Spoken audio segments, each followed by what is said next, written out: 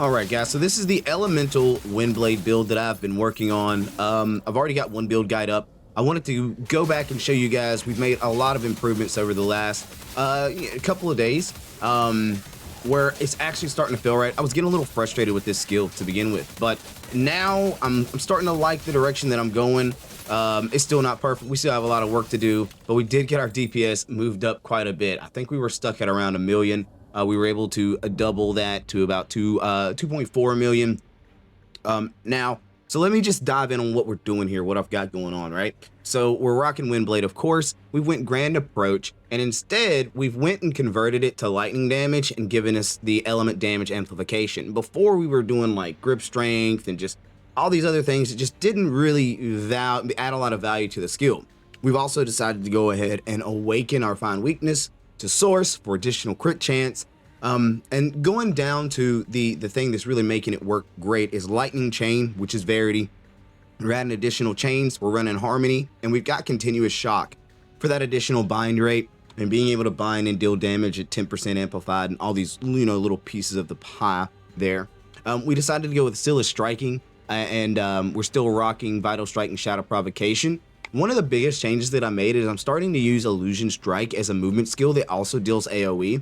Once I can get something that would allow it to also add what you would call a status effect, I'm hoping that it'll also, you know, be able to bind enemies and whatnot for that part too. As far as the gear goes, we've made a few subtle changes to our gear. Namely, we got lucky. We finally got us a amulet that I'm happy with. No, it didn't roll perfect, but I've noticed that my hit rate was a little low and my elemental resistances were crappy, but we got lucky on our roll of crit damage in 2 different places. And then our belt still needs a little work on the belt, but what I was happy about the belt was it's giving me a good chunk of strength and armor to help my toughness. Now, the Mirazetti's Rhyme, that's something that I'd been running just for the attack crit damage because my dexterity, because my strength is higher than my dex, I'm getting additional attack speed. That is something that honestly, I kind of want to roll back and go from the strength back to the dex and have my dex be greater. That way I get more crit damage, because as of right now, my critical hit damage is not really satisfying. It's only 234. Typically, you want that number to be way higher, closer to the 400s, in order to get, you know, the damage that's worth dealing, as to say. So we've ran through that. We've ran through our gear. We've ran through our skills. Now, the Zodiac has not changed. I lied. I have made some subtle changes to the Zodiac. Nothing really hefty here. Trying to get more health. I want to stack as much health as I can on my character, of course. We're running some things for cooldown. Time of the Hunt's just great for that 1.5% damage amplifications. Really the only reason why I use it, to be honest with you. We're dual wielding, and we went critical rate and attack speed while dual wielding, while also giving us some hit rate as well.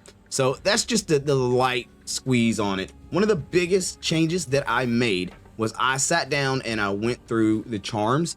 The charms were really holding me back, so I had to roll through and look at some charms that were a little bit better, whether it be crit chance on the charms, damage on the charms, or whatever the case may be. This 4% chance to deal maximized damage, believe it or not, it actually is nice. If I could get that on every single one of my charms, I think I would be really happy, because we'd be looking at about, what's 4 times 6? 30, or not 30, 24, I think. So a 25% chance to deal double maximized damage while maintaining a decent crit chance. It could be nice, it could be fun, but I'm really starting to like the skill a little bit more now that I've figured out a few things. Of course, we're not all physical. I debated going Blade of Death. I debated a few things on this build to get it proper, but much rather the direction that we're going now with the bind rate, the shock ability, the crit chance, and doling out this damage. Like I say, one of the big pieces is we are going to have to double down on our crit damage at some point and try to find places where we can enhance that crit damage much higher. The higher the crit damage, you know, the better your character is. You'll see really big DPS changes whenever you enhance your crit damage itself when you're running a skill that's built around crit.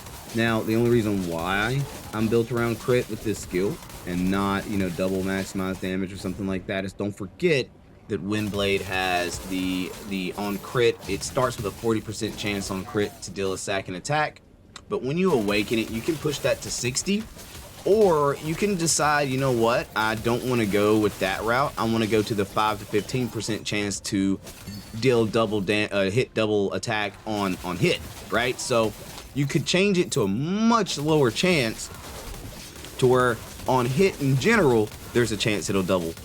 And instead of it relying on the critical hit, and there are times where I think maybe, you know, that would be beneficial, because there are enemies that are like resistance to crit, or you're running maps that are much higher and your crit chance on those maps are really crappy, or whatever the case may be. You'll see that start to diminish your ability to hit those crits the way you want to. But we're really not having a lot of problem with the skill anymore. We were initially. Look at you guys throwing laser beams at me. But I'm a lot happier with what we've done to the build now. It's much more satisfying. I have been able to push higher tier maps. We're still not being able to run those tier 10 maps, but as you can see, I believe the build has grown quite a bit in the last, 1 to 2 days. So again, this is Windblade Verity, guys. I'm working on these build guides. Make sure you hit that like and subscribe button if you want to see more. I love.